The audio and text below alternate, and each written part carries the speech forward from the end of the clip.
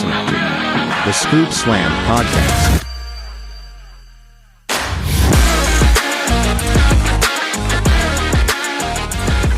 Hello, everybody, and welcome back to the Scoop Slam Podcast. We are back, as always, ready to knock out another episode, another weekly review. Huge week for WWE, a very low week for AEW, but we'll get to that. We got to talk some ratings. The Wyatt Sicks finally made their debut, and we've got a feud of the year contender on our hands. As always, before we get too crazy into anything, let me introduce the man on the other side of the call. He is dancing on the grave of AEW like Kendrick was this past week. It's Ryan. Yo, Micah. Very, very eventful week this week, man. Very eventful. We haven't talked about much about the actual shows. We made comments here and there, so I'm interested to hear your thoughts on all these happenings in the wild world of professional wrestling. It's going to be a good one. It was a very good week. After we basically kind of drug WWE, or me, I guess, kind of drug them for, my God, they're taking forever. They were like, okay, here's 3 months worth of content in 1 week. Now, be satiated until SummerSlam, because I feel like not a whole lot else is going to happen, but we shall see. All-time week. That's what some people were saying. I mean, I think it was a good week, but somebody was like, is this the greatest week in professional wrestling history? I was like, whoa. Well, Micah, we got the long-awaited debut of Joe Hendry. So you know it was an eventful week. Joe Hendry showed up. I'm not a fan. We said his name. We said his what? I'm not that big of a fan. You don't believe in Joe Hendry? It was funny at first. Wow. You're done with it already. Everybody I've never seen him in the ring. Everybody on TikTok thinks it's the funniest thing in the world. I don't get it. So you're blindly hating. You haven't even seen him wrestle. Yeah. I hate wrestling. You just watch the segments. Admit it. yeah. I don't actually like the combat part. I'm just here for the soap opera. Yeah, I just like when they talk. I don't like when they fight. So, well, you should love Joe Hendry then. Well, I guess but it's counterintuitive. I don't know. It's just, I think it's the randomness that everybody was like, oh my God, dude, I want Joe Hendry to come up so he needs to go to WWE. And I was like, dude, you don't even my brother, not the one that watches wrestling, the one that doesn't watch wrestling was like, hey, who is this Joe Hendry guy, and why is everybody so big about it? I was like, dude, this is really what's catching on with everybody. It went viral on wrestling TikTok and wrestling social media. All the IWC was talking about him, Micah. Well, not me. No, I don't know. I don't hate the guy, but is that your biggest op now? Is Joe Hendry? Yeah, you're just a hater. All you do is hate. First Ricky Starks, now Joe Hendry. Oh, come on. Yeah, hey, where is Ricky Starks? A witness protection program. He's training up at the PC, I'm sure. Yeah. Well, might as well. He's probably house shopping for Orlando. Yeah. Orlando. Big plans. Tampa. Hey, come down here to where we're at. It's a far drive. Yeah, all right. He could, wrestle for Wiregrass Wrestling Association. Very prestigious company. If you say so. Anyways, I don't have a take of the week this week, but we'll go ahead and get into it. But before we get too far into any take of the week, let me go ahead. Let me get my sponsor spot out of the way. Because the NBA Finals are over. Sadly, the Celtics are going to hang another banner. Now they got more than the Lakers. But if you are interested in sports merch for the Celtics, did you see the NHL Finals are going to Game 7? And the Florida Panthers, I think they were up 3-0. Yeah, they selling to the Oilers. I kind of hope never been Oilers done. win. Yeah, it's never been done, a 3-0 comeback in any major sports. No, I think it has happened in the NHL. 3-0? No, that's never happened. 3-0? No way. Are you positive? I am 90% positive. Okay. There is always that 10% though. Well, somebody fact check us and let us know if we're wrong, but Yeah. I think it would just be cool. I don't really care anything about hockey, but if you care about hockey, I can tell you where to get some great merch to support all your favorite teams. Like I said, get your Celtics merch, your Oilers merch. College football is coming back up. We got College Football 25 coming out in like 3 weeks. Crazy hype for that. So make sure you get your favorite football team merch, anything like that. Check out Dead Thread. So we got the link in the bio. You click the link tree. It's the first link. That right there will get you 15% off. But wait, there's more. No ShamWow. If you go in there, whenever you get ready to check out, use code SCOOPSLAM. That'll get you an additional 10% off of your purchase. So not only are you getting some good merch, you're getting a good deal. And I mean, it's always good to get something fresh in the rotation. But we're going to keep it fresh in the rotation with a take of the week. So Ryan, I'll let you have the floor. Yeah, man, you know where I went. I went to our special little place, Micah. That's the AEW Reddit page. And I got a doozy for you. Okay. It's about me and yours, our GOAT, Kazuchika Okada, Micah. I'm sure you're a big fan of his work, huh? Yeah, very esteemed. Yeah. Well, the thread is about his comedic timing, his comedic chops, Micah, if you will. You're a big fan of his hilarious work, I'm sure. Mm-hmm. Yeah, he pressed the wrong button on Dynamite. He cussed too, Micah. Did you hear that part? Oh, I did hear that. I was crying. Hilarious. Yeah, I was, man, just on the floor, man, just rolling. Well, the title is Our GOAT, and it looks like he's throwing a ones up emoji. To acknowledge Roman? I guess Okada is the tribal chief over here. But the guy's name, the thread the guy's name, The OP. Yeah, the OP. Thank you, Mike. I was struggling there. His name is, oh man, this is a word salad here. OMG, is that me, the man? So shout out you for starting this thread. I scrolled down to this guy's comment on the greatest comedic wrestler of all time, Okada, Micah. His name is Mr. Crazy Mexican. So Okay. yeah, shout out you, Mr. Crazy. I knew he was going to be good in AEW, but I didn't think he'd softly reinvent himself to this greatness. I expected a bad heel running over somehow. Didn't expect him to be a sassy a-hole, though. He's having so much fun. He can still be an amazing in-ring guy, but also have such a fun character. Yeah. He's having a lot of fun, Micah. He's being sassy too. He's sassy. That's what Mr. Crazy. Yeah, he's sassy. He's zesty. No. We don't want to start rumors. He's just a little sassy, Micah. So the overall Okada thing, I praised it a couple months ago because I thought it was actually working out well. They got gold on him pretty quick, which was a good idea. They introduced him in some good matches. His match with Pac I thought was really solid. Yeah. And now he's relegated to this. And I'm on steal what you told me earlier this week. If the tables were turned and this is what WWE did with Okada and they had put him in Chase U, for example, and he was in the bad backstage segments making everybody laugh, everybody would say how they wasted Okada. Yeah, that's true. But he's funny over here, Micah. He said, did you not hear him cuss? He said a cuss word, Micah. That's funny.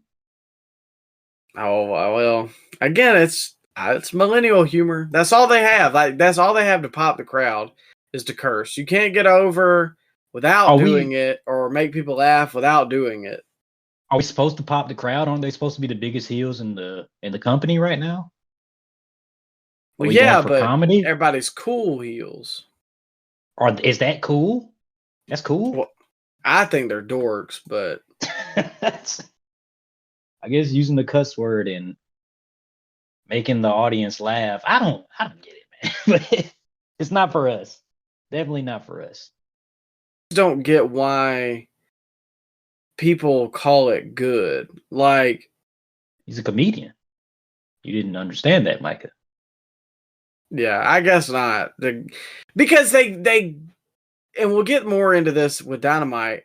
They give people Stupid banter to say, and they think it's yes, funny. And the crowd plays along too. They laugh at it. So maybe it's just and not for us. well, then who is it for? Like 30-year-old like guys who have nothing else going for them in life? I mean, I hate to be that way, but I'm saying like, how is this funny? How is any of this funny? And they bring in the Japanese talent and make them speak English. Make them curse in English. Yeah. I should have known this is where it was going to go, though, when they brought in that one girl that's basically her whole gimmick. I don't even remember her name, but she's Japanese. Oh, Maki Ito. Maki Ito. That's her whole gimmick. And people, the basement dwellers online, think it's hilarious because this innocent little uwu kawaii Japanese girl said a dirty word. That's the real problem here. The basement dwellers fetishizing Japanese talent, Mike. Is that what you're saying? Yeah. And I didn't expect you to be to it. Okay, all right. Well, I'm fine with Okada. I like Okada the wrestler. Okada the comedian. What are we doing? I don't like either, but I mean he's hilarious, Micah, according to Mr. Crazy Mexican, and he's doing some great character work. No. And thank you, Mr. Crazy Mexican, for being our take of the week. Get him on Kai Cenat stream with Drewski and Kevin Hart. Oh man, I'm still seeing clips of that. I know. It was fun. Well, actually, don't get him on there with Kevin Hart after I see what Kevin Hart said to Ray. Well, I'm just trying to speak to him, man. Did you see that clip? Do you know what I'm talking about? Yeah, I know what you're talking about. Just trying to speak to him in his native language, Micah. That's not funny. I mean, that's just, what would you do in that situation? Well, I probably would not have said what Kevin Hart said, but Drewski was like, whoa, Kevin. I do have a stat for you, though. I looked this up. Okay. Okada has been there since March. So April, May, June. We're almost in July. So about 3 months total. Yeah. He has had a total of 10 matches in that time. One of which was last night. I don't know if you saw it or no. No, I didn't catch Collision. Yeah, no, I didn't either. He defeated Ultimo Guerrero, the guy we were talking about off camera. No relation. Yeah, I did see that. I didn't see the match, but I saw the name. So other than that, he had the Double or Nothing match, the Anarchy in the Arena. Yeah. Which he didn't do anything in that match either. No. Speaking of, where is Dark? Well, I guess he was hung. Pause. Yeah. Okada. Is he still just hanging around? He's still at the T-Mobile Arena. They got that UFC fight coming there next week. He'll be up there. Oh, okay. All right. Make a cameo. Okada versus Dax Harwood, that I thought was okay. Okada versus Pac at Dynasty. FTR versus the Elite. The Elite defeated Daniel Garcia, Pac, and Penta. He defeated Cristiano Argento in a squash match. Cristiano Redondo? Yeah. Okay. Okada defeats Eddie Kingston for the belt, and then another Elite 6-man tag and another Elite 6-man tag. So that's pretty good for AEW numbers, man. 10 matches in 3 months. That's pretty impressive. I mean, sure, but I'm saying, are they truthfully utilizing Pac to his fullest potential? I mean, he's had Pac? Not Pac, dadgummit. Okada, yeah. So he's had 1, 2, 3, 4, 5 singles matches now. 2 of which one was a squash match, 1 was a guy against CMLL, and 3 were actual rostered AEW members. The rest, trios matches.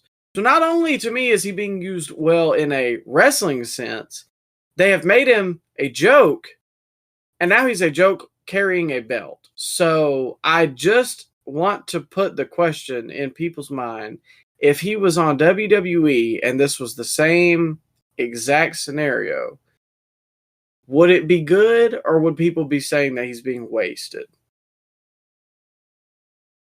Micah, I just think you hate wrestling. I think that's what it is. You hate wrestling. You know what you need? You need maybe like a whole comedy special with just Okada. Maybe that's what he needs to get you on his side. Just a comedy special, Micah. He'll win you over with his comedic chop. Yeah. Did you hear him cuss, Micah? He cussed. Well, let's move on. It's been a long time on which I had to get my point across because people aggravate me, which we'll get to that.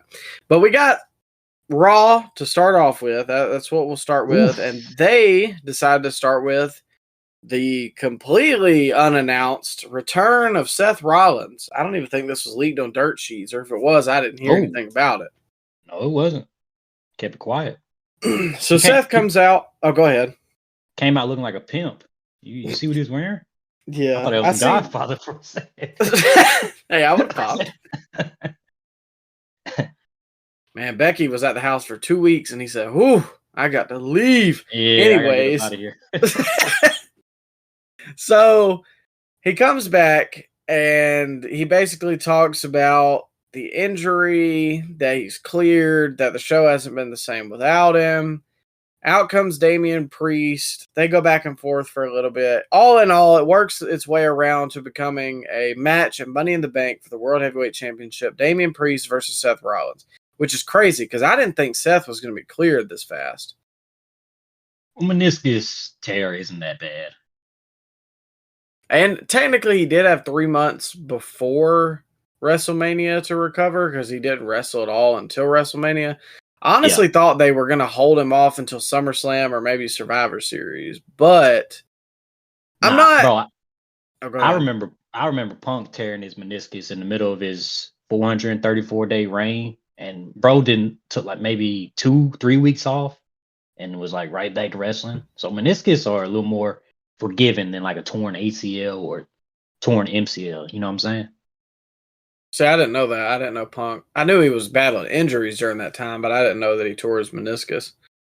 Yeah, that was right around the time, right before the Rock match in January. Oh, okay. Oh, that does make sense because he was already heel at that time, and they kind of. Yeah, I remember him coming out like banged up. He didn't wrestle at the TLC pay-per-view in December because he was hurt. So they had like the Shield face Daniel Bryan, Kane, and I forget who else they was their third man. But yeah, so how do we get on CM Punk? Oh yeah, Seth Rollins. Yeah. So kind of shocked to see them already going back to the well. And while I'm not a huge Seth fan, I mean, he gets a big reaction. The people went crazy, and it does kind of add some star power to Raw right now. And I think that's something that they need, especially, no offense, but with Damian on top. But I gotta ask, do you think they're gonna put the belt back on Seth? Oh man, I guess it depends on how they do it, but if you want to legitimize Priest as a world champion, I feel like you got to have him beat Seth. That is true, but then that kind of carries us into Damian versus Gunther at SummerSlam. And I highly doubt Damian's going over. What if we get a cash in? You want to get a cash in? Well, I'd have to look at the field to see who all is going to be in Money in the Bank. I think Jay has qualified. Carmelo Hayes qualified. Dang, who else was in that triple threat? There was a lot of triple threat matches this week. I don't know if you noticed, man. Yeah, that's kind of why the in-ring stuff was not crazy interesting, though there was some shock wins. Andrade was in the other triple threat match on SmackDown.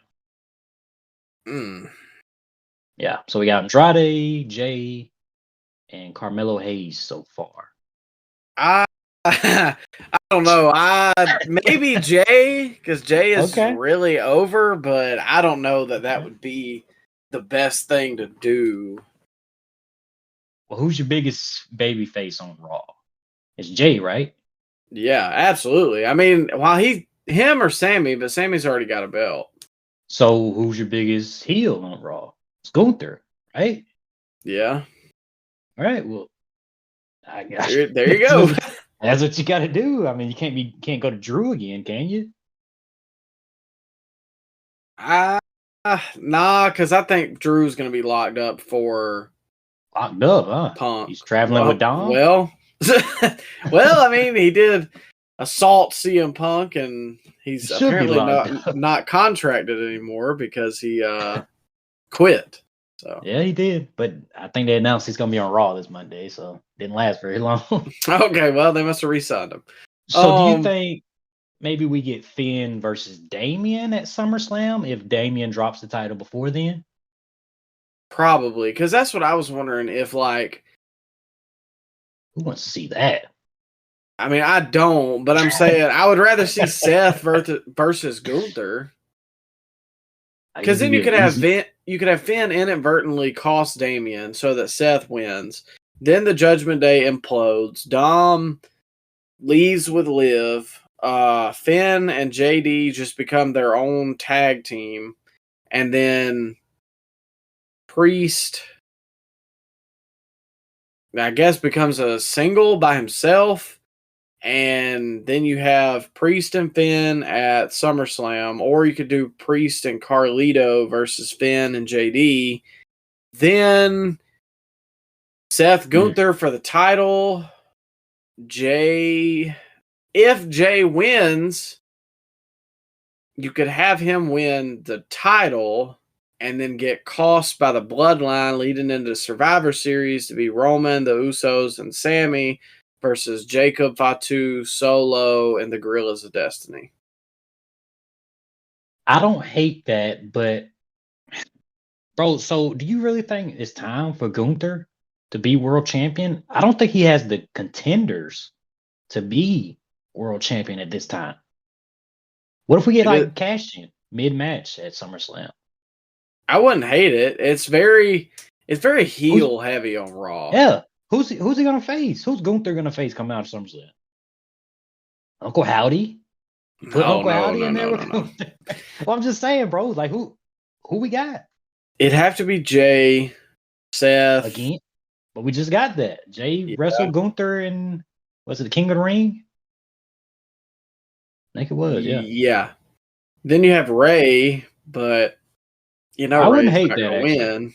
I wouldn't hate that match. I would like to see that, but it's kind of predictable. Yeah. I don't know. It's tricky, however they want to go about doing it. Sheamus again? Sheamus and Gunther with a rematch? I don't want to see it again. I don't want to see it, yeah. But there's not a lot of directions you can go in with Gunther as world champion at this time. I don't think it's time to put it on. Bro, there's no baby faces he can have a good program with on Raw. I would say Ilya, but they're gonna. I think he's leaning heel at this point, and it's a little early for me, dog. Yeah, and Braun is a heel, but you don't want to smash Gunther over Braun because that'll kind of kill him. Yeah. I think Jay might be the way to go. I know that's a hot take because people hate Jay's in-ring ability, but I think Jay cashing in, and he is on the cover of Money in the Bank, which that's kind of telling, but I mean, that kind of sounds like the best thing coming out of SummerSlam would be Jay with the world title because then you got a pack of heels to contend with. You got Gable, you got Gunther, you got Braun, potentially Ilya. You could still lean into Damian Priest being heel or Finn. You got Drew. Drew still lurking. Yep. I don't know. And there's only so many times that he can get screwed over too in big time title matches before fans just lose interest. Yeah. So he has to win the big one this year. It has to happen.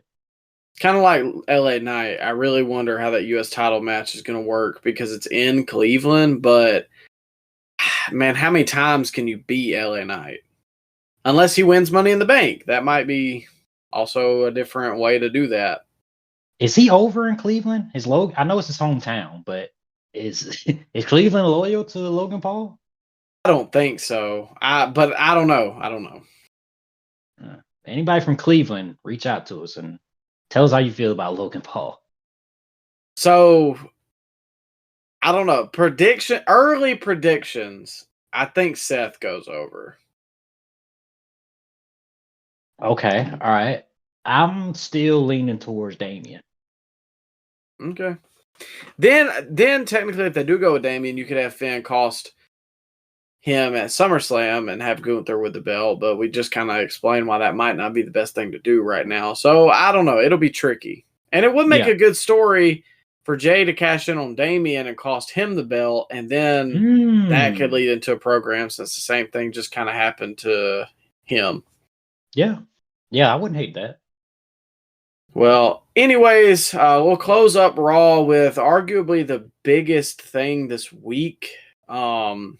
Obviously, the Wyatt Sicks debut was huge. I mean, we've been kind of anticipating it. We thought it was going to come earlier than it did, but then they came up with this countdown thing. So everybody knew it was going to happen tonight, but it was more of a win. Like I always thought they would maybe take it over and attack somebody in the ring first, but I actually like the way that they did it better because it mitigated the hokiness of it. Like when the Dark Order debuted, it was more of a controlled environment with this.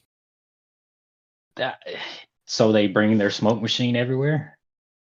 No, but I think for a first impression, this was good. Okay, yeah, I get what you're saying. Is the cameraman the world's bravest guy? Like he just caught all that in one shot. I didn't think about that. Why was he not fit for his life? That's my only thing, and that's what I showed it to Hannah, and she was like, if you liked this, talking to me, I can't ever call anything else hokey because it is inherently hokey. But I was like, so is The Undertaker. But if it gets over, then you don't worry about it. But she was like, well, I think The Undertaker is the exception, not the rule. And I get that, but I thought it was, Kane as well. And Sting a little bit with the Crow stuff, but I don't know. It was interesting. I'll say that. It at least grabs your attention. And now next week you want to come back and see, well, what's the follow-up? And that is just as important as the first impression. And people like to dog it all they want on, the subreddits and the Twitter sphere. People dog it. But, bro, it did monster numbers. That whole debut of Uncle Howdy and the rest of the Wyatt Sicks, it did monster numbers. Did bigger numbers than anything else that happened on WWE television this week. And there was a lot of big stuff that happened. That Joe Hendry thing, while I'm not, a huge fan, it did like crazy numbers online. It did, but it still didn't beat the Wyatt Sicks, what they had going on. I hope it's more of a cult rather than supernatural. And I'm still willing to give it a chance. I did enjoy their, sometimes you got to check your believability at the door when you're dealing with some of the Wyatt stuff.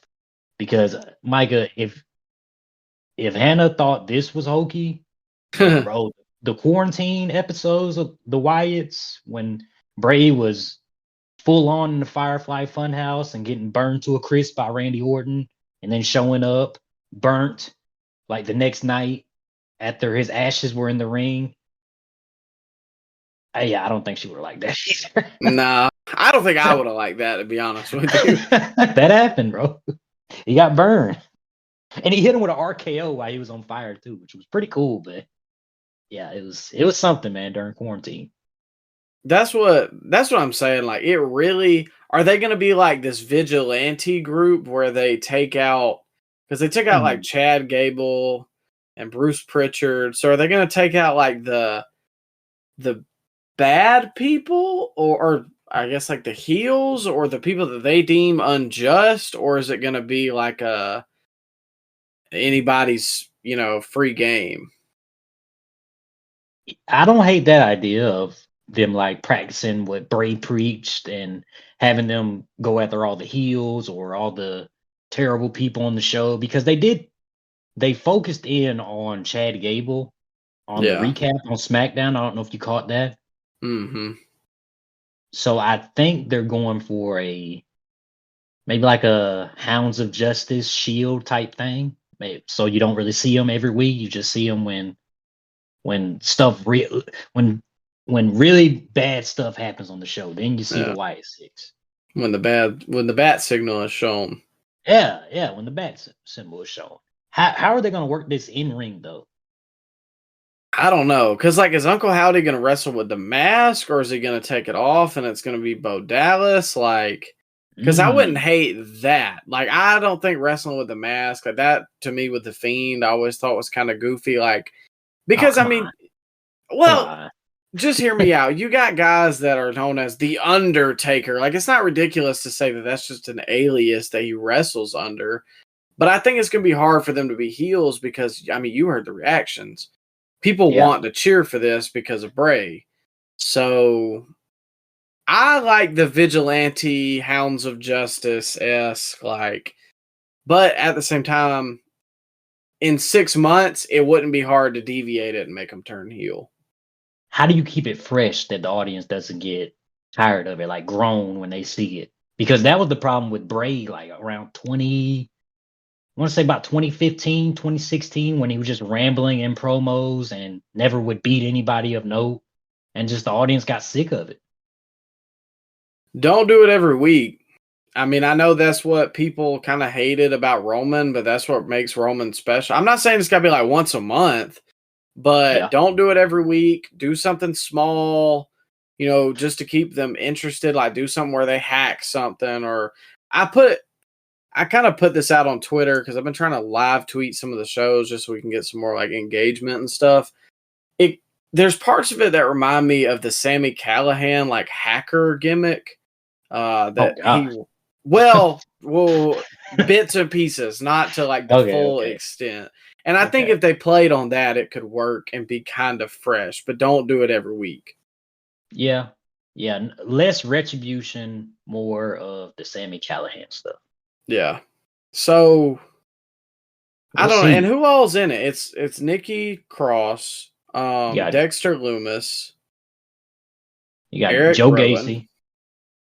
Joe Gacy. Have you seen any of his stuff, Joe Gacy? I haven't. Now I've heard it's like some people really like it, some people don't. He had his own cult-like thing on NXT, so it makes sense that he would get wrapped up in another cult. And Eric Rowan, it makes sense because he was wrapped up in a cult with Bray Wyatt. Dexter Loomis is, Dexter Loomis. So I mean, I can see him being wrapped up in a cult too. And Nikki Cross was doing some weird stuff before she disappeared from TV. So all the pieces make sense together.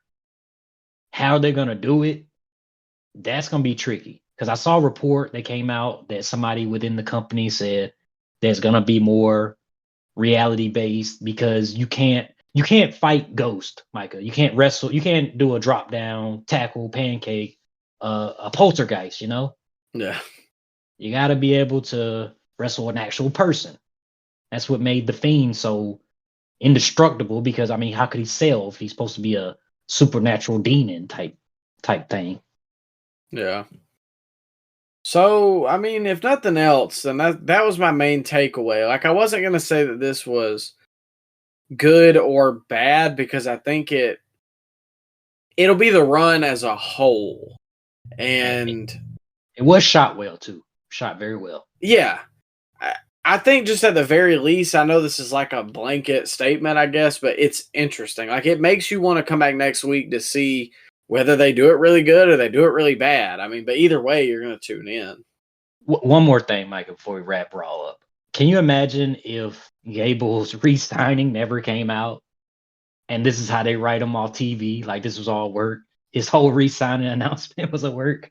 That would have been great. That's kind of why, like, I hated that The Rock said that about Drew re-signing, because when he quit this week, that would have been, I mean, everybody would have assumed, okay, surely he's not actually quitting, but it would have had a little more meaning behind it. Yeah, I agree. So, I don't know. We'll have to see. I am very interested to see where it goes. I'm rooting for it because Raw needs something to make it more interesting, and so I'll take this if this is what we get. And Okay, so who's the first feud? That's a good question. I don't know that I want Gable getting wrapped up in all this, to be honest with you. Yeah. Um, It's hard, man. I guess you go Braun Strowman. yeah, I don't think that would be a bad starting point. But Yeah. Braun's babyface. Oh, well, he has history with him though. You could turn True. Braun heel, can't you? Yeah, I don't think it would be hard. Yeah, you can beat Braun. I mean, he's established, so it's not going to hurt him to lose a match. Yeah. And they only have 5 members right now. So if they start, if basically it becomes like a power struggle where they want Braun to join and he won't, Oh, okay. and I then like that. eventually they beat him and he does join, then it becomes the Wyatt Sicks. Yeah. I don't know how it's stylized because I've seen like SICKS and then I've seen SICK6. So I don't really know. A lot of people were speculating online that the lantern is supposed to represent Bray, which he would be the 6th member. But I don't hate your Braun Strowman idea. I don't hate that.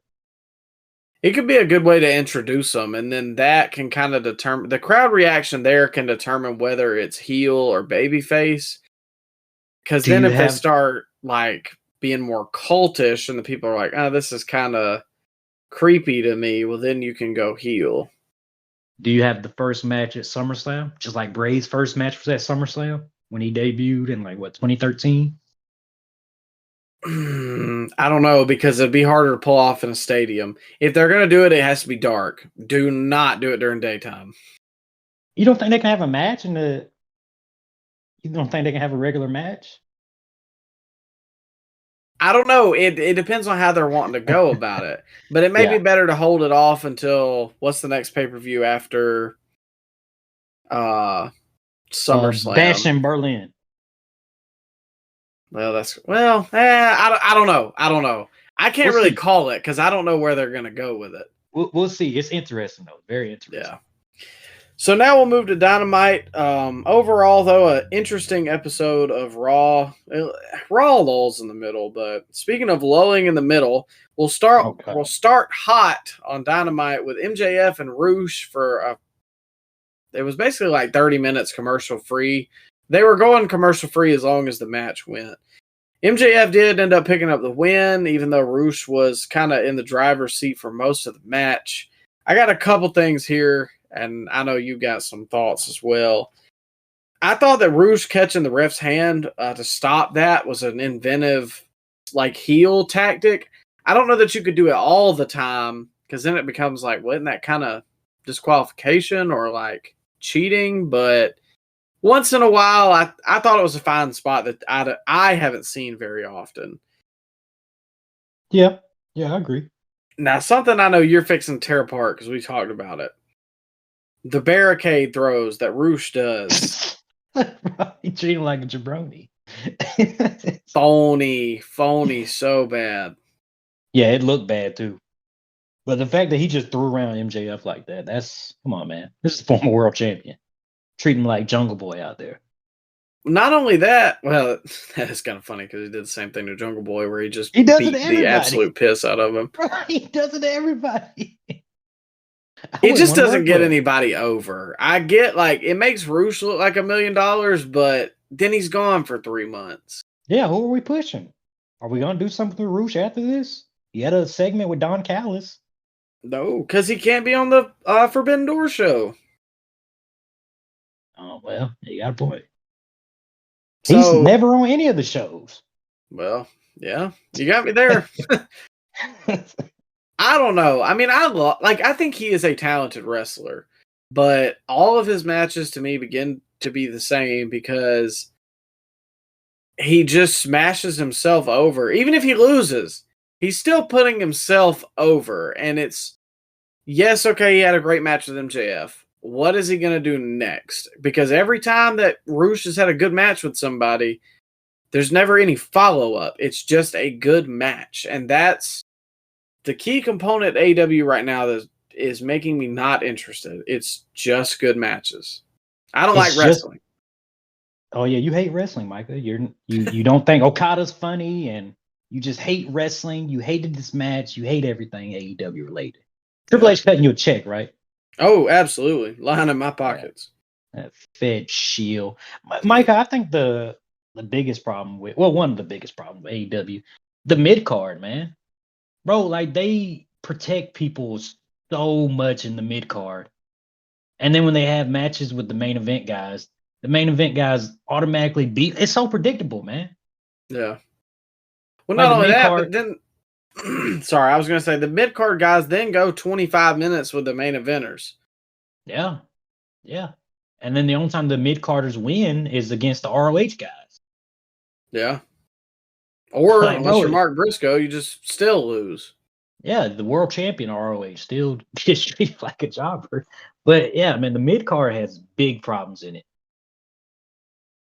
Well, let me ask you this. Then where do you draw the line at mid card? Like who?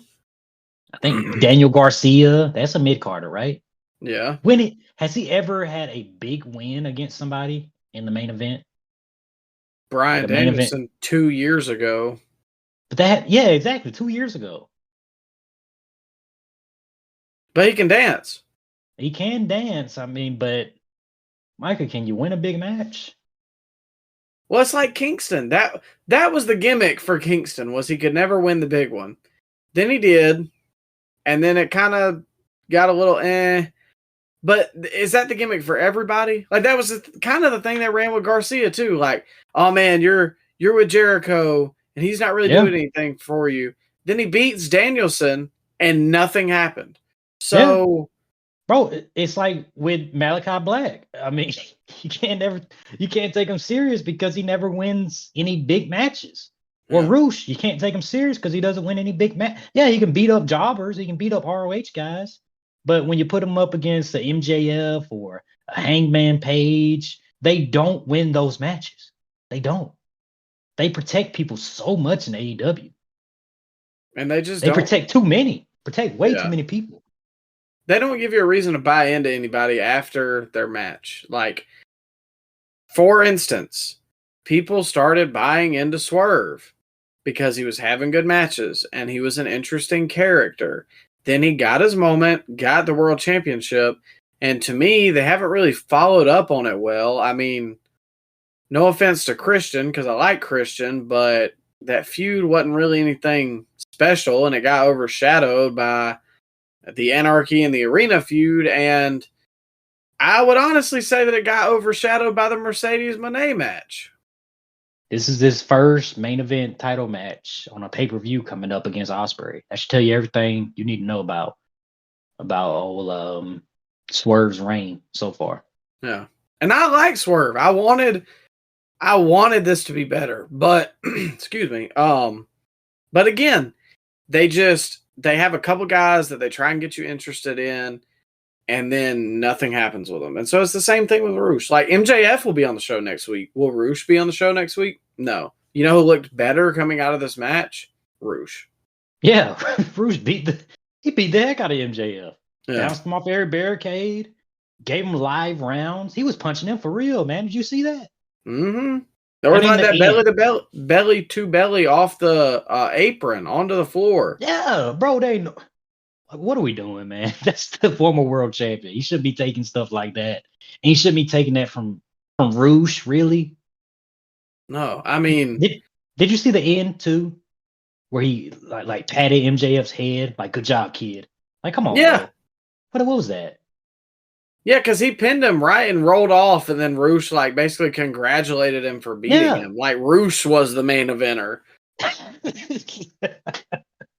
That's something Shawn Michaels would do to like CM Punk in like 2012. Like, good job, man. Like, no, this isn't. Roosh is not there. Yeah, bro. Embarrassing. I mean, it was a good match. I mean, there.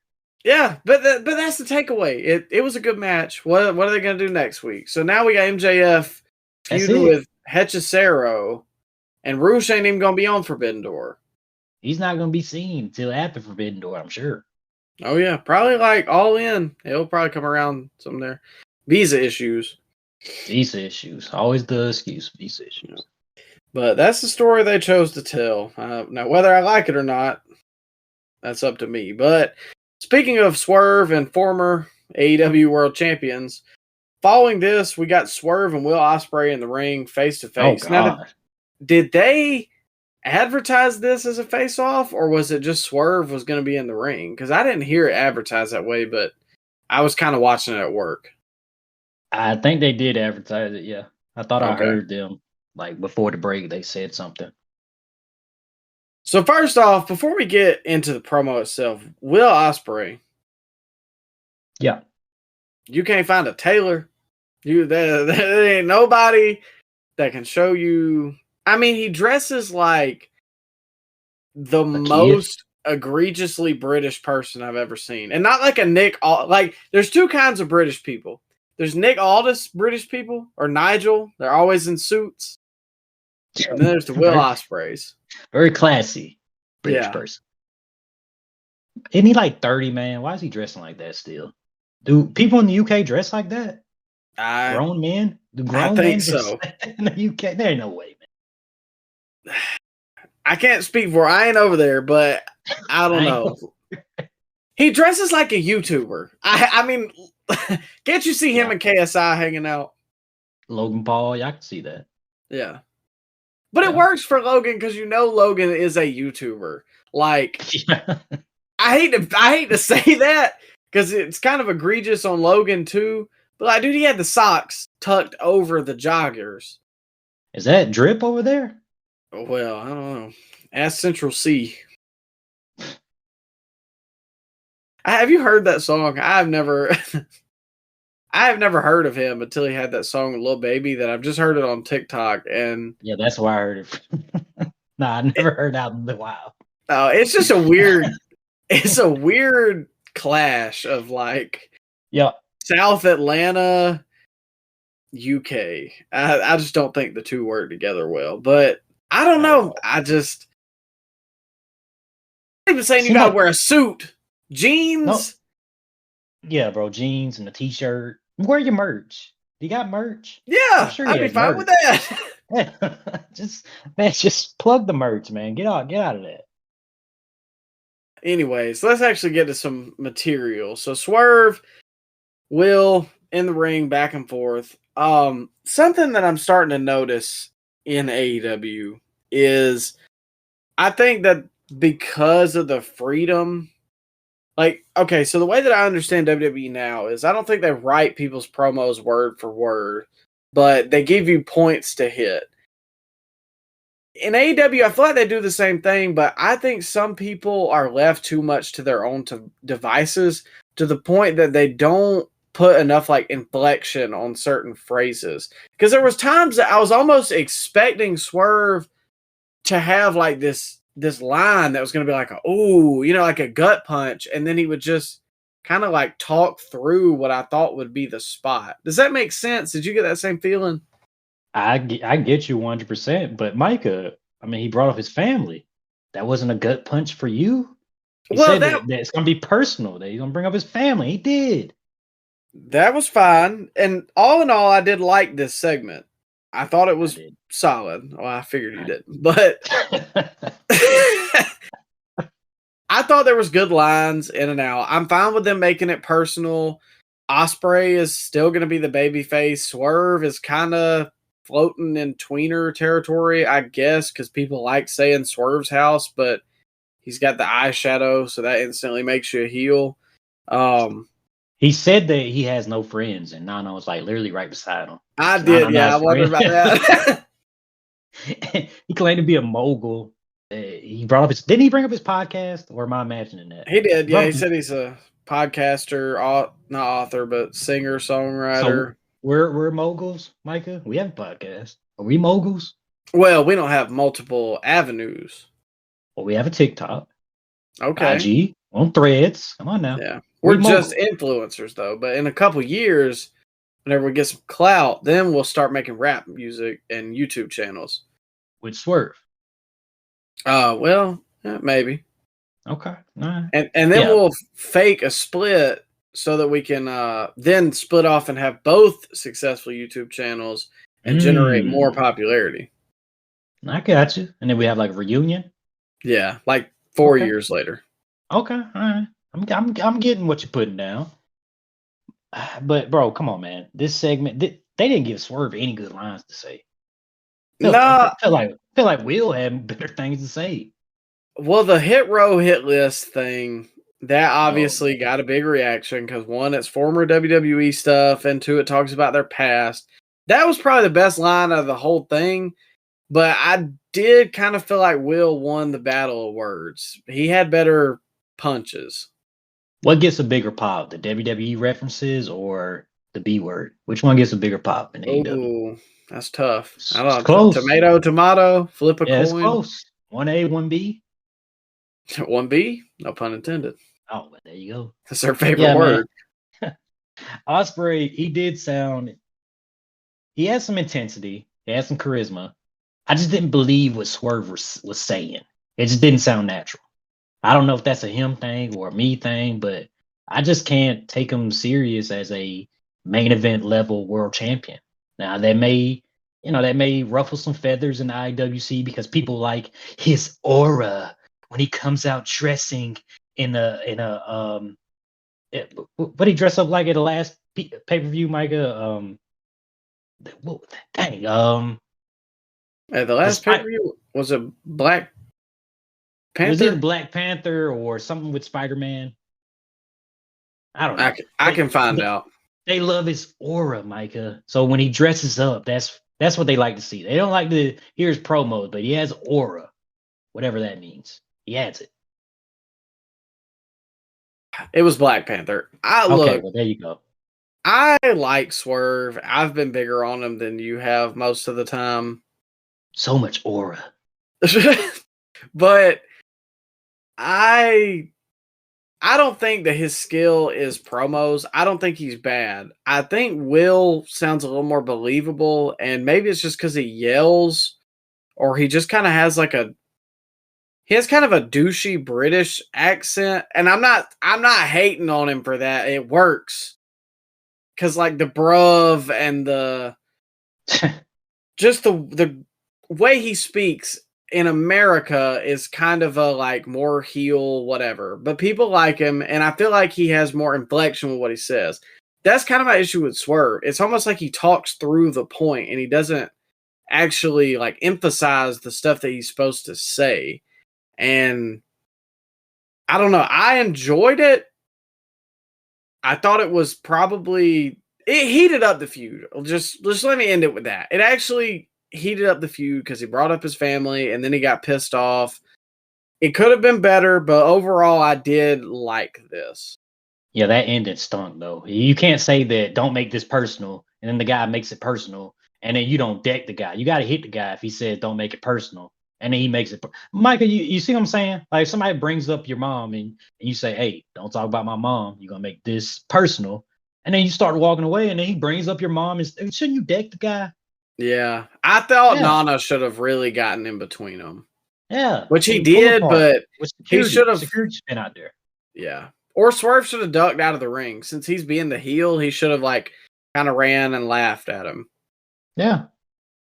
All in all, man, one more thing before we wrap it up with this promo. Would Swerve be the world champion if he didn't have Nana dancing to his song? Let's be honest. If he never had Nana dancing to his song, would he be world champion right now? Be honest. Be honest. There are no wrong answers here. I think so because he was getting hot towards the end of last year, like with his feud with Hangman, and people liked him. But why was that? Who was there right beside him? Well, come on now. It's the dance, bro. I'm telling you, it was the dance. The Daniel Garcia effect. They put the world title on Daniel Garcia because he did his little dancey dance, and it got over. Well, people say he's a future world champion. Not in the future I'm living in, but yeah, man, I don't see it with Swerve. I continue to say this every week, but I'm hoping they take the title off him at the next pay-per-view. And Yeah, man. He has a ways to go as far as being a main event level world champion, in my He's opinion. better. He's better than Damian.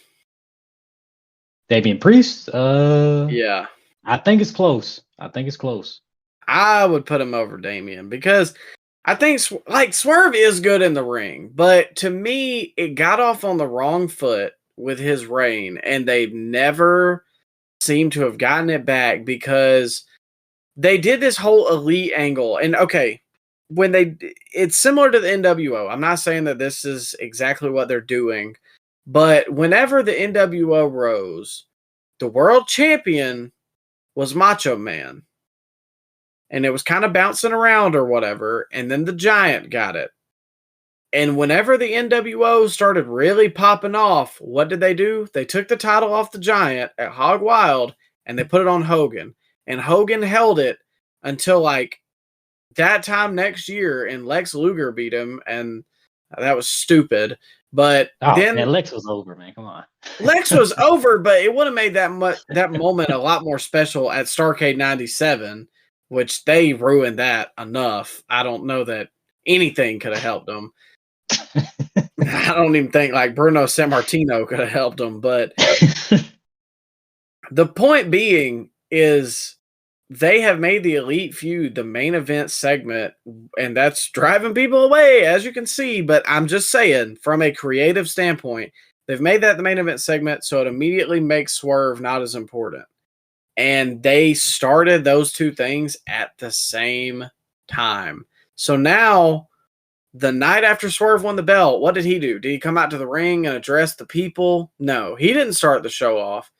The Elite did. And then he had a match with Kyle Fletcher. And from then on, it's been backseat for his title reign. And it's hard to come back from that. Punk, whenever he was world champion or WWE champion for that 443-day reign, he was still taking a backseat to Cena. And it took a hot minute to get over that.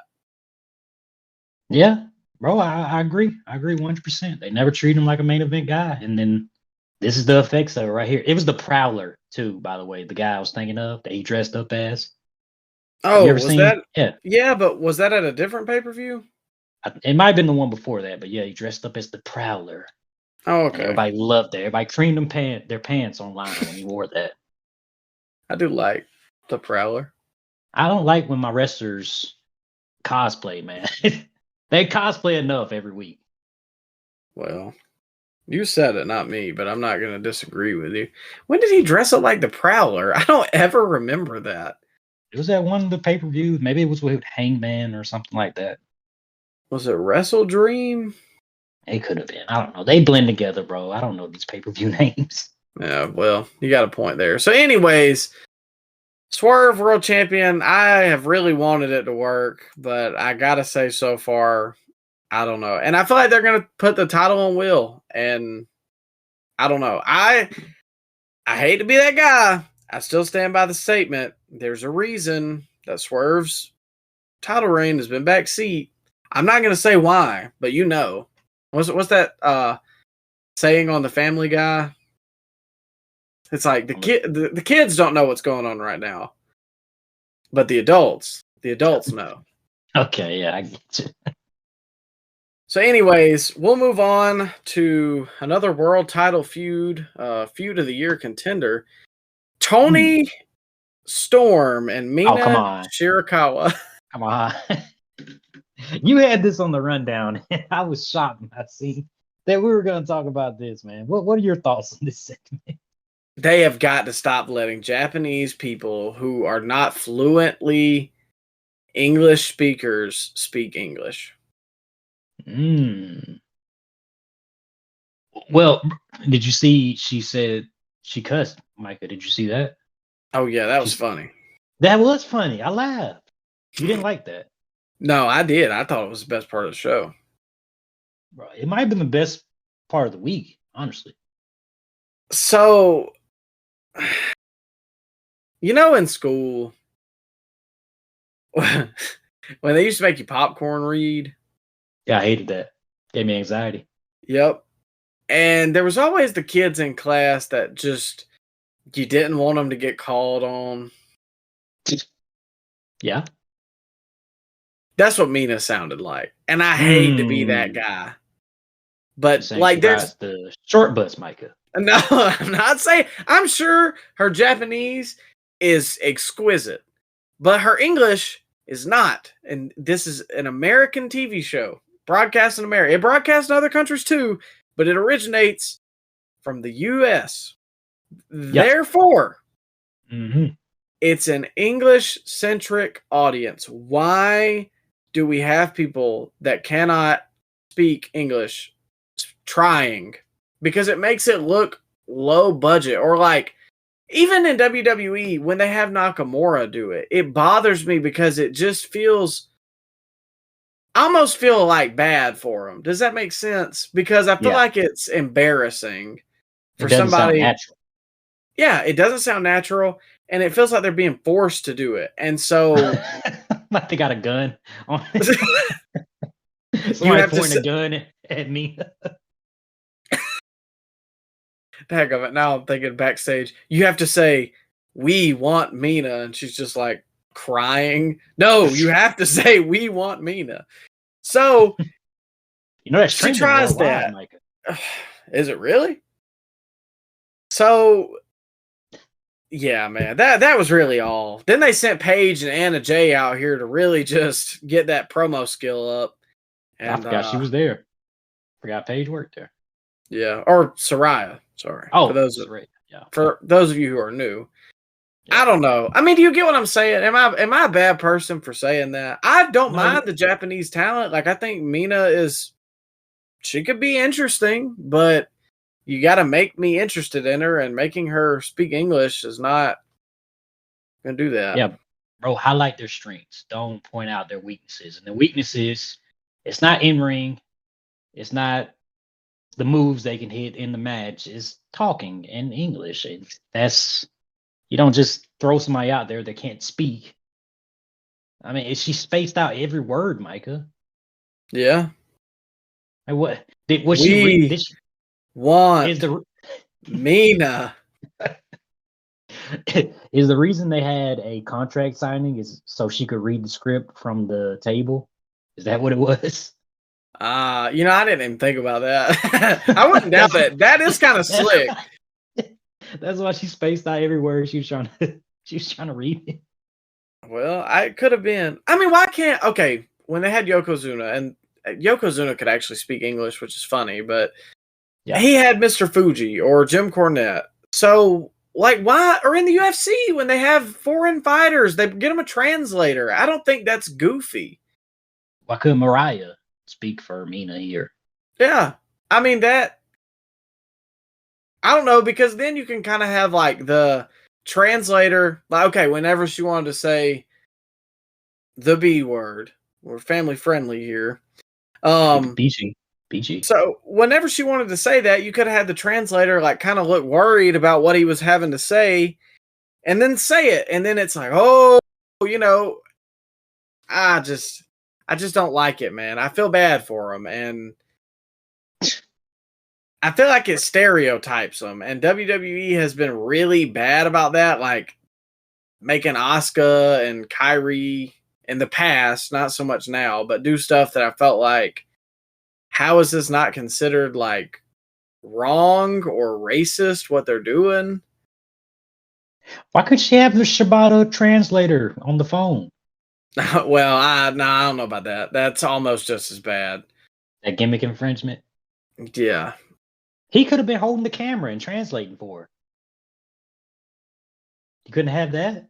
I think you're taking this segment from a D to a F. I don't know. Maybe the match will be good. I'm not going to watch it. You can tell me about it. Yeah. Or you remember that time Maki, speaking of Japanese people cursing, remember that time she came out and tried to sing? Bro, she hijacked the whole segment. It was hilarious. See, that was funny. Yeah. So you want her to come out at Forbidden Door, sing throughout the whole match. I might pop. It might be interesting. It might be more interesting for her to do that than watch some of these matches. I'd actually watch the match if that happened. Did you catch the Jericho segment? Oh yeah, that don't work for me, brother. Yeah, I got it. No.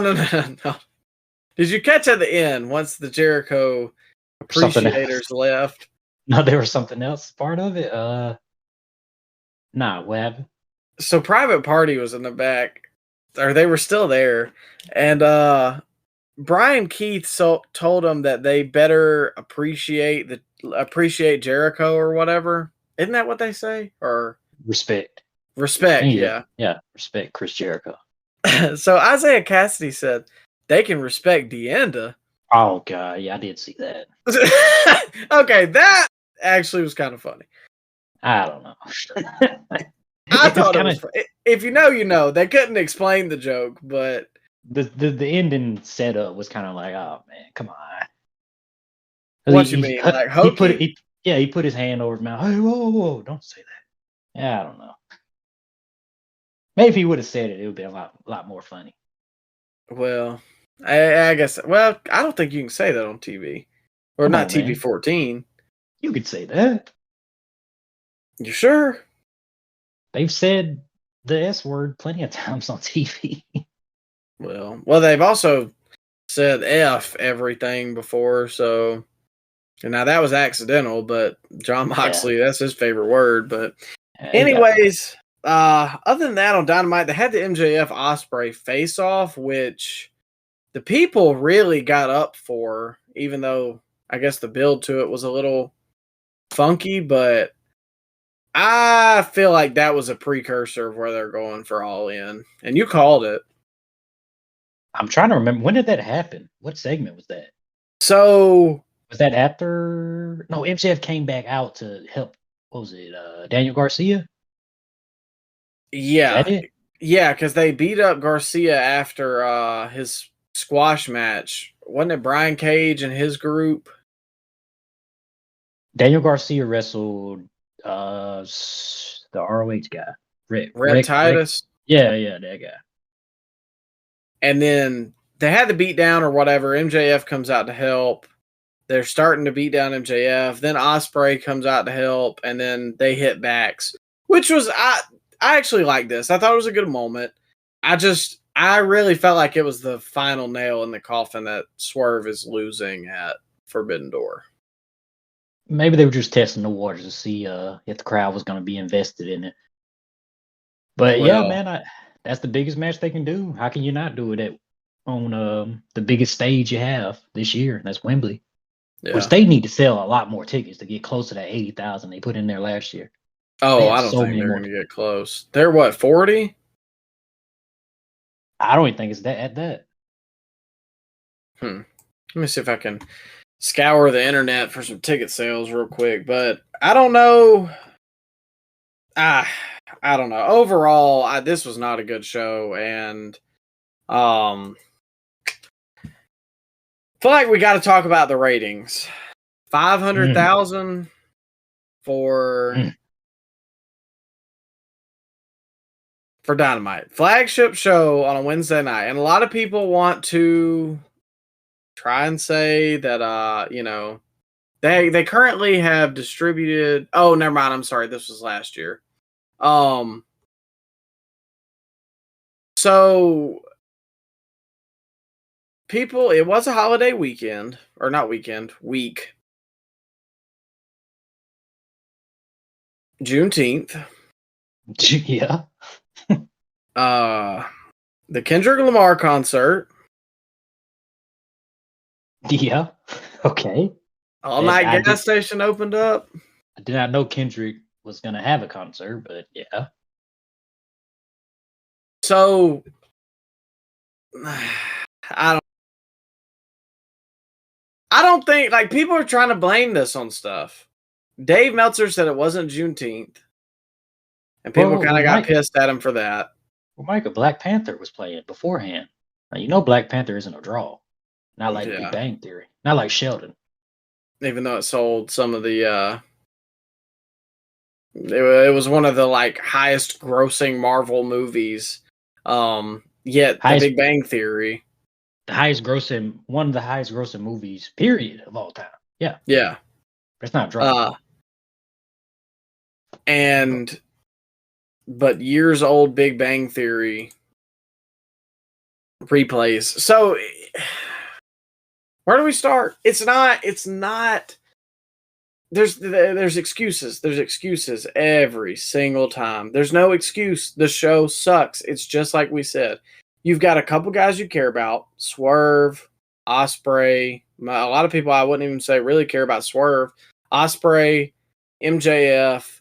But your mid-card, why do you care about Roosh? They main evented with Claudio and Pac, which, oh boy, that'll put butts in seats. And I like both of them, but they were mid-card guys in WWE who haven't been treated any differently in AEW.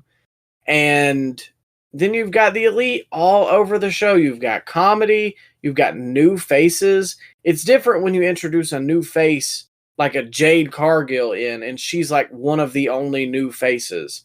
When you introduce Mina Shirakawa, you've got the CMLL guys all over the show.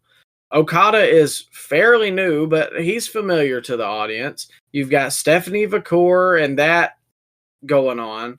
Why do people care? People don't care about New Japan. New Japan sucks because AEW has raided all the talent. And honestly, It's the same with the Mexican promotions. Yeah, pretty much. Nobody knows any of the big stars in Mexico, let's be honest. Not unless you're a chronically on Twitter wrestling fan. I don't even think those fans can name 5 guys that wrestle for CMLL. Bro, I watch quite a bit of wrestling throughout the week, and I could not name 5 guys. If you pointed a gun at my head, Micah, and told me to name 5 CMLL guys that are not former WWE guys that wound up there. So no Dolph Ziggler or Alberto Del Rio. I could not do it, man. I would get shot. Let's go ahead and pull the trigger. So, again, I mean, the premise is a TV show. He's booking for the sickos, man. That's what they want. They want the sickos. Yeah.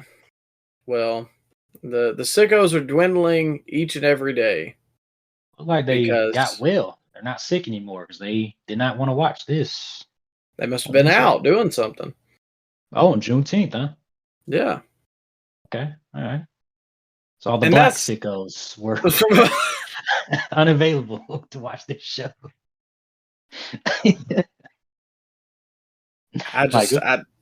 I'm here. Right.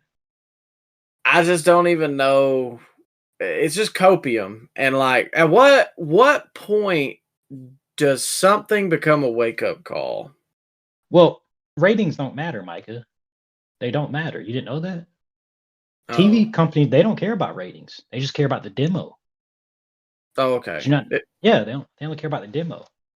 Well, let me inform you, Ryan. This was the lowest demo they've ever had for Dynamite as well. Or it was a 0.16. But did you know all TV's down? Even though WWE's up year over year? But every other TV show's down, though. It's just, I feel like we rehash the same things every week. This was not a good episode of Dynamite. The ratings show that. People deny it. And then the same thing happens the next week. They don't get you invested in anybody. You basically, the fans have to hijack it and become invested in somebody for their wrestler to get screen time.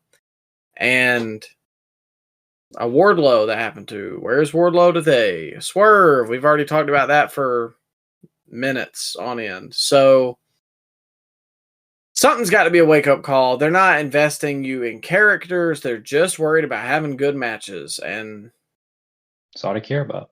Yeah. Apparently 500,000 people cared about it this week. And I'm interested to see, I'm sure it'll go up next week. But can they break 700,000? I don't know. I'm not sure. It'd be a miracle if they gained 200,000.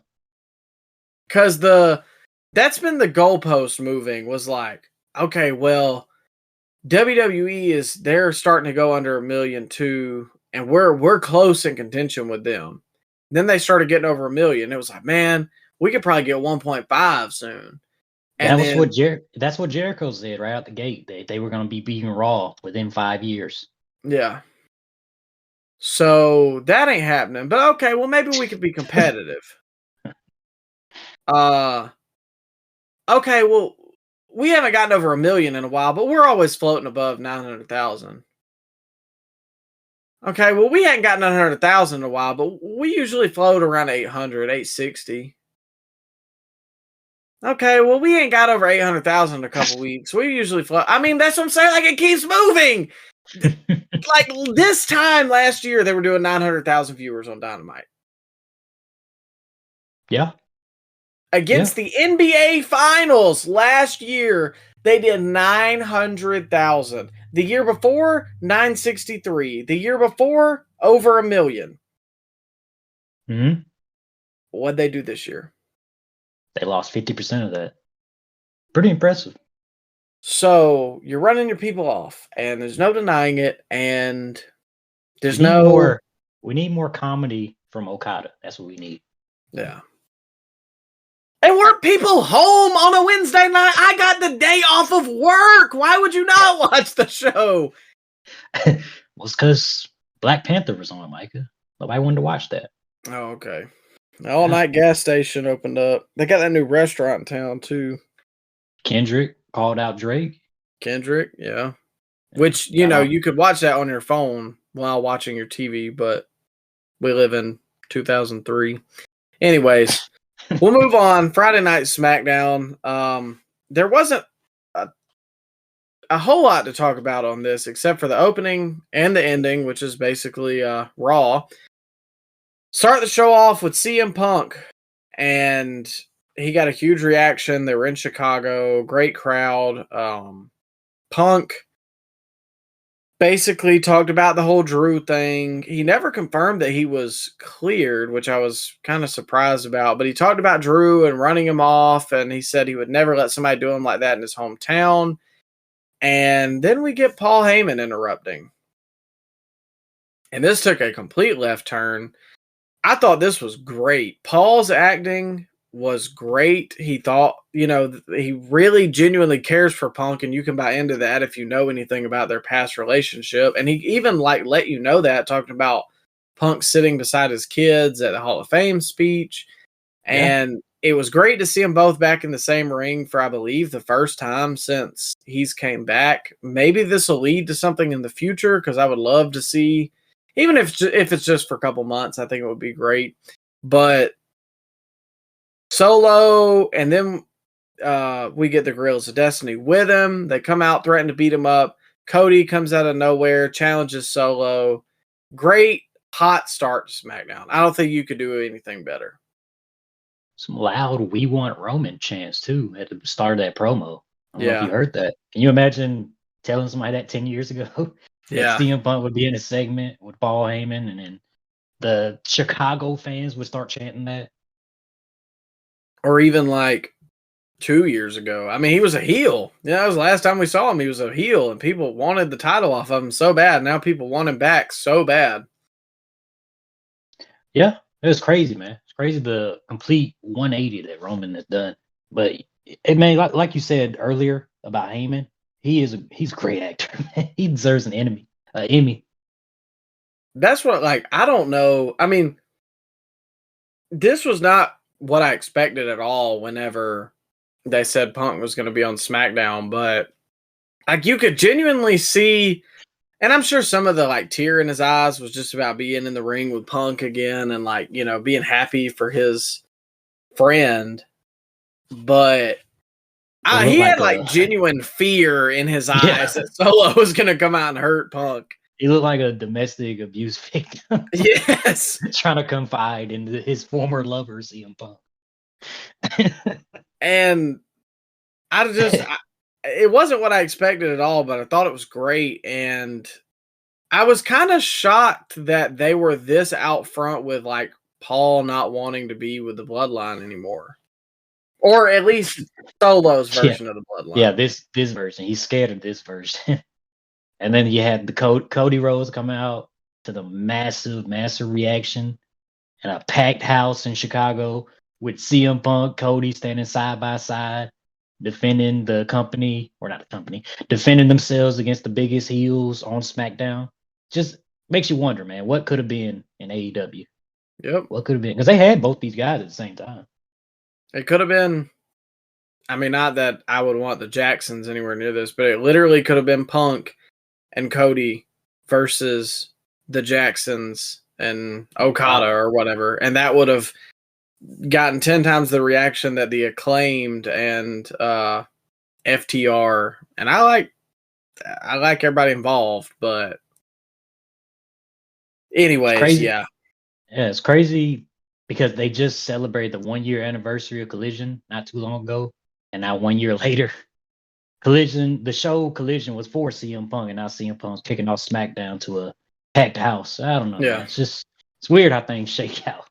And he's like the biggest babyface aside from the guy that was in the ring with him. Yeah, man. All because of Jack Perry. We got this because of Jack Perry. We appreciate you. Our scapegoat. Appreciate that. Thank you. So then also a good thing that I really like to keep you hooked. They lead that into the main event between Cody and Solo. And before we get to that shocking debut, because I did not think that was going to happen this week, we get later on in the back, we have, I believe it was DIY and Grayson Waller going back and forth. And then you just hear a bang on the garage door, and it slowly lifts up. And there you see it. One of the probably my favorite shot of the week. I'm probably going to make it the thumbnail for this episode. You got Drew standing over Punk's lifeless body, and just a hush comes over the locker room and even the arena. Picks him up, totes him out there. It was a little obvious it was fake blood, but I guess if it's not in the ring, that's not so bad. Did you think he was going to hit him with a GTS like I did? No, I honestly didn't even think about it. Though I did think he dumped him off like a sack of potatoes, and that looked like it hurt. Yeah, he did. It looked good, though. Yeah, it looked real. I mean, I'm sure it hurt. Yeah, so I'm sure it didn't feel good. Yeah. So what a way to finally get these guys physically involved. Pause. Come on, man. but not in the ring. So we still haven't seen them have a just brawl or we saw the beatdown after Mania or after Rumble. Then Punk, nut shot at him at Clash. But this is the first I guess real annihilation of somebody. And yet we still haven't gotten to witness it with our own eyes. I just think this is so expertly done. They make you want to see it. And in WWE drags stuff out for eons sometimes, but in some cases it works. And bro, it worked because Punk screwed McIntyre in his home country in front of his friends and family. So how else would McIntyre get back at CM Punk? Oh, how about I beat the bejesus out of you in your city, in Chicago, in front of your family and friends. And I'm going to take your bracelet that has your wife's name and your beloved dog's name on it. I'm going to do that too. So, CM Punk has something to come back to. He's going to, I don't know if he's going to fight him with the bracelet, but it's, maybe if it was AEW. There you go. It's a good, the storyline so far has got me hooked, man. I'm interested to see where they go with this right now. I'm hoping that CM Punk's first match back is at SummerSlam, because that would be huge business if you have CM Punk's first one-on-one match back in a co-main event at SummerSlam. I mean, you can't get any bigger than that. Do you think it's just going to be a one-on-one match, or do you think it'll be some kind of gimmick involved? Got to be a street fight. Got to be jeans being worn. Got to be blood. And gotta be blood. Gotta be blood. Yeah. It reminds me of the Triple H Shawn street fight back in 2002 at SummerSlam. It was Shawn's first one-on-one match back. They had a bloody match, and it was one of Shawn's best match. I think they could have something special here if they hold off that first match for SummerSlam. Yeah. And it would be a good thing, I think, for Punk to beat him. I mean, well, that, but also to come back in a sense like with a street fight, because obviously, I mean, Punk did wrestle a good bit in AEW, but obviously he's going to have some ring rust. It's been a while, and you can kind of protect him a little bit more, and then you can still have the like aura of his first like one-on-one match back. So I think it'll work. And I honestly think either guy winning could be good for both of them. I think Punk has to win his first match back. Well, but Shawn didn't win, did he? He did. He rolled up Triple H. Oh, I thought Triple H won that match for some reason. No, he did bludgeon him after the match, though. He hit him with a sledgehammer. Okay. He got the stretcher job going out. Hey, man. Maybe we'll see that with Punk. Or Drew. Maybe. It's been enough time. We can reuse angles now if it's been 20 years. So that brings us to the end of SmackDown. We got Cody and Solo in the main event, and this match doesn't even really happen at all, because then we get the much awaited debut of a man that you've clamored for many years. Jacob Fatu comes in and absolutely destroys everybody. The three biggest baby faces on SmackDown handled them with no problem. What a debut. Mm-hmm. And Corey and Wade was putting them over like $1 million on commentary. Yeah. So obviously, let's kind of break this down before we. Oh, go ahead. I was gonna say, I think Corey said on commentary that he needs to be locked up. Which I mean, he does have a history of being in jail. Yeah, that's what I was about to say. Well, Corey, it has happened. Yeah, they sold it like he was the most insane member of the Bloodline family. Yeah, and he kind of looks a little more crazy to me than anybody. Oh yeah. He's just got that look about him that he's seen things. So the crazy eyes. Crazy eyes. And he can cut a promo. And I was telling Hannah, I was like, he can move. He is the best worker in the family, like today. In terms of just like raw athleticism, obviously The Rock, like The Rock can like wag his finger and people will just scream. But Jacob Fatu coming into the fold makes this a lot more interesting, because personally, I'm not a huge Solo fan, but I did not think they would have him just destroy KO, Randy, and Cody. Yeah, 3 future Hall of Famers night one, and then put Cody through the announce table too. Yeah, like, and showed some of that athleticism. Oh man, he flew. I don't know if you caught like a different angle, like a fan cam footage, but it was a long way away. Yeah. He looked like he lost some weight too. Probably about like 50 or 75 pounds. He looked a lot thinner than he did in MLW. He looked like the smallest member, except for Tama. Like the second smallest member, did he not? Yeah. It worked, though. I don't know. I thought he was a lot bigger, but I think in WWE, you got to shrink 2 inches to get a contract. I don't know. Unless you're Adam Cole, then somehow it's like a reverse effect and you look bigger. And you get tall. Yeah. So, what a debut. But more importantly, Ryan, where do you think this goes for SummerSlam? Do we get Solo and Cody? Where for Survivor Series? Obviously, Roman's coming back into the fold at some point. The Rock said he would come back for Cody. What you thinking? I think you get Solo a big singles win at SummerSlam.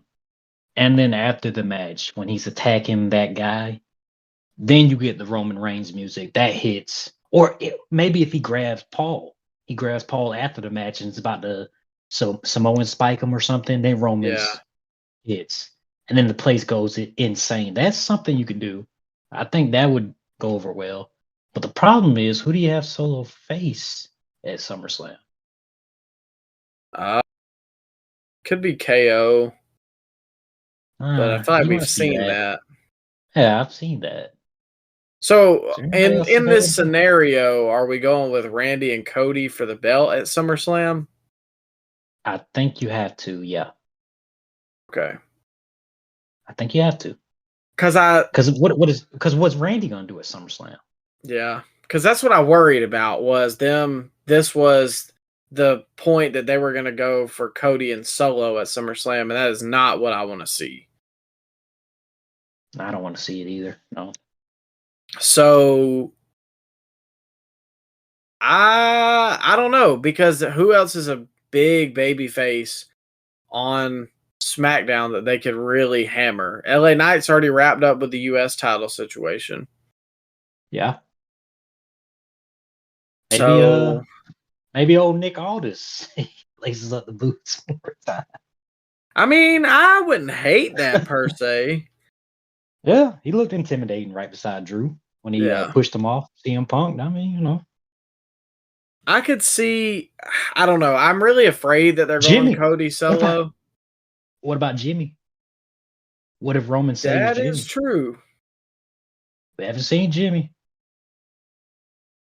That's interesting. Would He's you? Still SmackDown, is he not?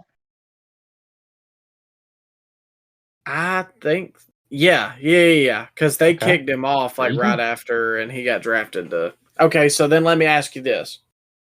Would you have it be Randy and KO versus Solo and Jacob Fatu, or would you just have Solo versus? Well, no, never mind. I'm sorry. Randy in this scenario is going up against Cody. Would you have KO and Jay or Jimmy versus Solo and Jacob Fatu? I don't hate that either. You know, they like to keep their cards tight. Yeah. So I don't know. I don't know if there's enough room for a KO match. I like the Solo Jimmy idea that I floated, but I don't know, man. It's got me intrigued though. It's very interesting where they go from here, because the Bloodline. I remember when Heyman said that we're only in the third inning, and that was 2 years ago. He might have been right. I think we are.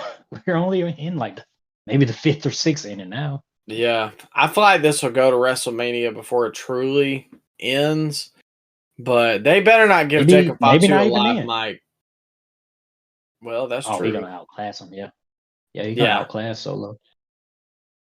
So I don't know. It's interesting. There's a lot of. I did not expect this to happen either, especially because we already got the Wyatts this week.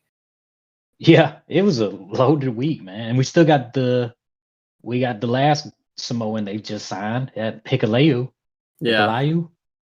Tala Tonga. Yeah, apparently, which I think is a stupid name. Tall Tonga. So also, I'm glad they didn't rename Jacob Fatu. Oh yeah, kept his name. Kept his. Oh, he was wearing his T-shirt that he wore in the Indies. He's the Samoan werewolf on the Indies. He's wearing his merch.